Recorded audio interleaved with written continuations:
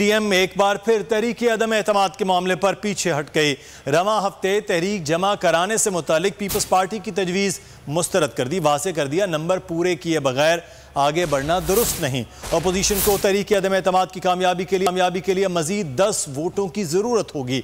Peoples party और काफ league game changer साबित हो सकते हैं।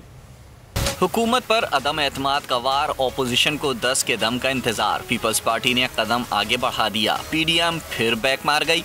जराये के मुताबिक पीपल्स पार्टी ने रवां हफ्ते तहरीक अदम एतमाद जमा कराने का कहा।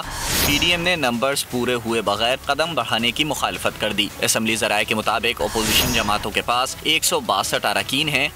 हुक्मरान इत्तेहाद 179 अरकान के साथ मजबूत पोजीशन में है। तहरीक अदम एतमाद की कामयाबी के लिए मजीद 10 अरकान की जरूरत है। आप लीग और MQM के वोट गेम चेंजेस साबित हो सकते हैं। तहरीक जमा कराते वक्त वजीर आजम के खिलाफ बाकायदा एजेंडा देना होगा।